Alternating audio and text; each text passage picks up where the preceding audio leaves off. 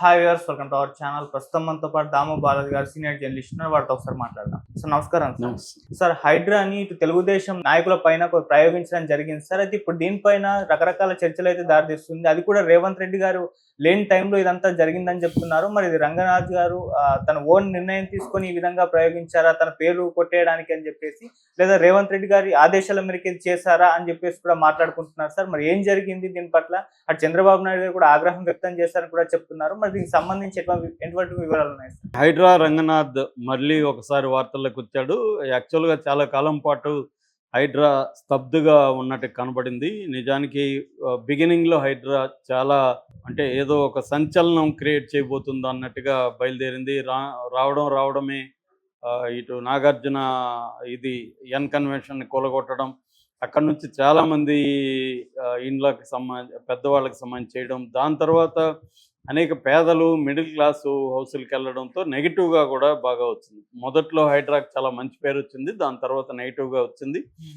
రెండోది ఒక మెథడ్ ఏమి లేకుండా ఒక ప్రయారిటీ లిస్ట్ కానీ, ఎవరి ఆస్తుల ముందు ఎట్లా చేయాలి, ఏ చెరువుల్ని ముందుగా చేయాలి, ఒక ప్లానింగ్ అవేమి లేకుండా ర్యాండమ్గా ఇష్టం వచ్చినట్టుగా చేస్తున్నారనే విమర్శలు వచ్చాయి. చాలా పెద్ద స్థాయి వాళ్ళ మీద ఓవైసీ బ్యాచ్ కావచ్చు, ఇక్కడ ఉన్న రాజకీయ నాయకులు చాలామంది పెద్ద పెద్దోళ్ళు ఆక్యుపై చేసుకున్నారు. వాళ్ళ జోలికి వెళ్లకుండా మిడిల్ క్లాసు పేదల జోలికి వెళ్తున్నారు. దాంట్లో 1-2 ఆత్మహత్యలు కూడా జరిగాయి. దీనివల్ల బాగా నెగిటివ్ వచ్చింది. ఆయనకి రంగనాథ్కి కూడా నెగిటివ్ వచ్చింది. రంగనాథ్ ఒక ఆఫీసర్ మాత్రమే, ఇవన్నీ కూడా పొలిటికల్ డిసిషన్స్ బేసిక్గా.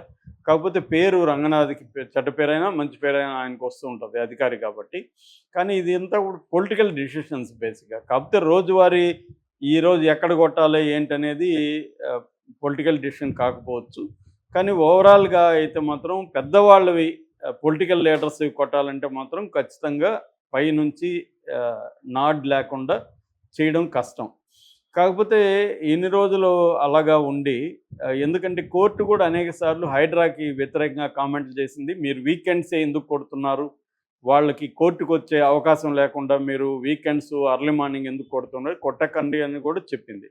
కానీ ఏమీ కోర్టుని ఖాతరు చేస్తున్నట్టు కనబడలేదు. నిన్న మళ్ళీ ఒక సంచలనానికి తెరలేపింది. ఈసారి సంచలనం తెలుగుదేశానికి సంబంధించిన 2 వ్యక్తుల మీద చేసింది. అందులో ఒకరు సిట్టింగ్ ఎమ్మెల్యే వసంత కృష్ణప్రసాద్, ఆయన ప్రాపర్టీ మీద.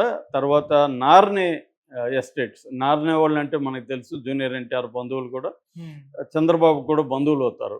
సో నార్నే ఎస్టేటు, వసంత కృష్ణప్రసాద్, ఈ రెండు కాకుండా ఇంకొకటి స్కూప్ ఐస్ క్రీమ్కి సంబంధించిన ప్రాపర్టీని చేశారు.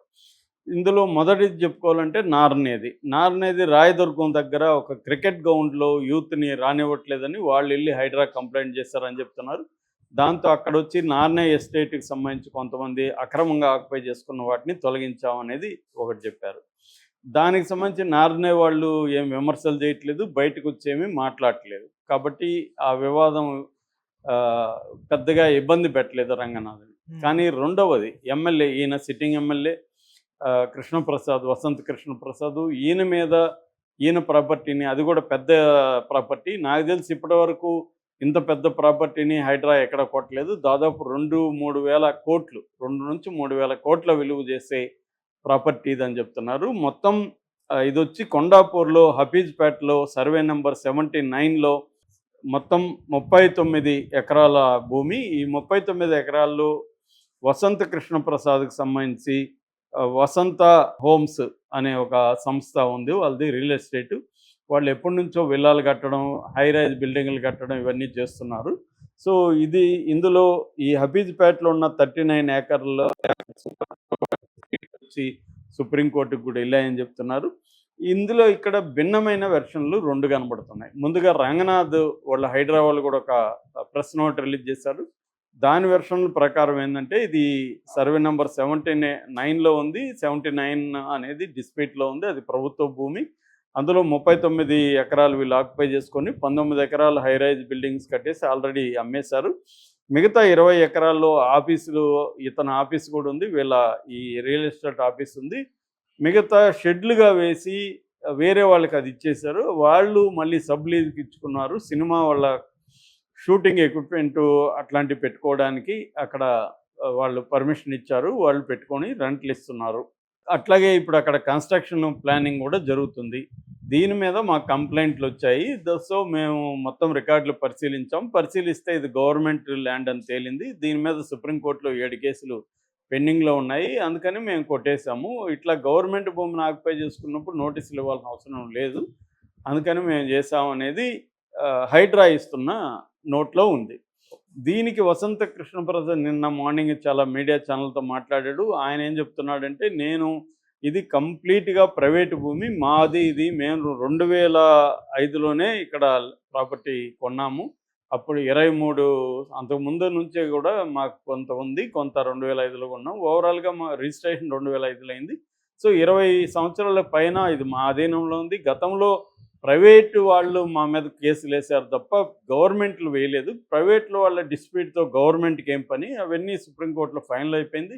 ఆంధ్రప్రదేశ్, తెలంగాణ గవర్నమెంట్లు వెళ్ళినప్పుడు కూడా ఇది మీ భూమి కాదని సుప్రీంకోర్టు కూడా తేల్చి చెప్పేసింది. కాబట్టి ఇది మా భూమి. మా భూమిలో మేము కట్టుకుంటున్నాము. కాబట్టే నేను ఇప్పుడు దేనికి భయపడట్లేదు, ఆందోళన చెందట్లేదు. నమ్మకంగా ఉన్నాను. నేను దీని మీద లీగల్ బ్యాటిల్ చేస్తాను అనేది ఒకటి చెప్పాడు. 2 నేను గతంలో వాళ్ళు మమ్మల్ని పిలిచారు. పిలిచినప్పుడు మేము వెళ్ళాము. నేనే వెళ్ళాను. రంగనాథన్ కలిసాను. దీనికి సంబంధించి కంప్లీట్ డాక్యుమెంట్స్ సబ్మిట్ చేశాను. ఇది క్లియర్‌గా మా ప్రైవేట్ ఆస్తి సార్, గవర్నమెంట్‌కి దానికి ఏం సంబంధం లేదనేది నేను ఆయన దృష్టికి తీసుకొచ్చాను. మీకు ఇంకేమైనా అనుమానాలు ఉన్నా, ఇంకేమైనా డాక్యుమెంట్లు కావాలన్నా మమ్మల్ని అడిగితే మేము ఇస్తా ఉన్నాను. ఆయన ఏమన్నాడంటే, మేము జనరల్‌గా మీ మీద కంప్లైంట్లు వచ్చాయి, అందుకని అడుగుతున్నాము. ఏదన్నా ఉంటే భవిష్యత్తులో మిమ్మల్ని కాంటాక్ట్ చేస్తామని చెప్పారు. మళ్ళీ మమ్మల్ని కాంటాక్ట్ చేయలేదు. సడన్‌గా 5:30 గంటలకి మార్నింగ్ వచ్చి సెలవు రోజున ఇలా కొట్టడం ఏంటి? నోటీస్ లేదు, ఏం లేదు. ఇది కావాలనే కక్షపూరితంగా చేస్తున్నారు. నిజంగా మీరు గవర్నమెంట్‌దైతే మీరు వర్కింగ్ డేలో ఎందుకు కొట్టట్లేదు అనేది ఆయన అడుగుతున్నాడు. సో మీరు ఇది కావాలని కోర్టుకు పోనీయకుండా, స్టే తెచ్చుకోనీయకుండా టైమింగ్ చూసి, కోర్టు హాలిడే చూసి చేశారు అనేది ఈయన ఆరోపణ. రెండవది, రేవంత్ రెడ్డి ఊర్లో లేకుండా చేసి రంగనాథే ఇది చేశాడనేది కూడా ఆయన ఆరోపిస్తున్నాడు. నేను రేవంత్ రెడ్డి వచ్చినాక రేవంత్ రెడ్డిని మీట్ అవుతాను, ఈ అన్యాయాన్ని ప్రశ్నిస్తానని ఆయన అంటున్నాడు. మరోపక్క చంద్రబాబు కూడా దీని మీద ఆరా తీశారని చెప్తున్నారు. ఎందుకంటే తెలుగుదేశం వాళ్ళవే కాదు, ఆంధ్రాలో అన్ని పార్టీల వాళ్ళవి హైదరాబాద్లో ఆస్తులు ఎక్కువ ఉంటాయి. ఇప్పుడు తెలుగుదేశం కూడా ఇక్కడ ఎక్కువ పరిపాలించింది కాబట్టి అప్పట్లో తెలుగుదేశం చంద్రబాబు పీరియడ్లో, అంతకుముందు రామారావు పీరియడ్లో చాలా డెవలప్మెంట్ యాక్టివిటీలు జరిగాయి కాబట్టి. రెండోది, భూము ఎప్పుడు స్టార్ట్ అయింది మనకి హైదరాబాద్ రియల్ భూమి అనేది 2000 సంవత్సరంలో స్టార్ట్ అయింది. ఆ సంవత్సరంలో ఇక్కడ తెలుగుదేశం ప్రభుత్వం ఉండడం, దీంతో పెద్ద ఎత్తున ఆక్యుపేషన్స్, అంతకుముందు హైటెక్ సిటీ, ఈ డెవలప్మెంట్ అంటేనే అధికారంలో ఉన్న పార్టీకి సంబంధించిన వ్యక్తులది ప్రధానంగా ఆస్తులు ఏర్పడతాయి. ఎక్కడైనా అమరావతిలో అయినా ఇప్పుడు ఎవరిది ఉంటాయి? అక్కడ తెలుగుదేశం సంబంధించిన వాళ్ళవే ప్రధానంగా ఎకరాలు వాళ్ళవే ఉంటాయి. ఎక్కడైనా అదే పరిస్థితి. సో ఒక అభివృద్ధి అంటేనే ఫస్ట్ అభివృద్ధి ఎవరికంటే అది పాలక వర్గానికి సంబంధించిన వాళ్ళది ఫస్ట్ అభివృద్ధి. దాని తర్వాత ప్రజలకు కూడా సైడ్ ఎఫెక్ట్గా వాళ్ళకు కూడా చాలా వరకు జరుగుతుంది. ఇది మన అభివృద్ధి మోడల్ ఇండియాలో.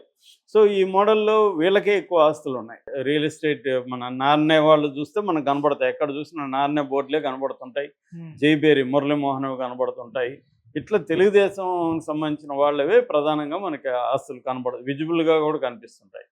సో ఈ యాంగిల్లో ఇప్పుడు రేవంత్ రెడ్డి ఎందుకు ఇది రేవంత్ రెడ్డికి తెలియకుండా రంగనాథ్ చేశాడా, లేకపోతే రేవంత్ రెడ్డి గ్రీన్ సిగ్నల్ ఇచ్చాడా అనేది ఇప్పుడు బయటికి రావాల్సింది. నాకు తెలిసి రంగనాథ్ ఇట్లాంటి పెద్ద వాటికి 2-3 వేల కోట్ల ప్రాపర్టీ అందులో తెలుగుదేశం ఎమ్మెల్యే జోలికి వెళ్ళేటప్పుడు రేవంత్ రెడ్డికి తెలియకుండా చేస్తాడా అనేది ఒక డౌట్.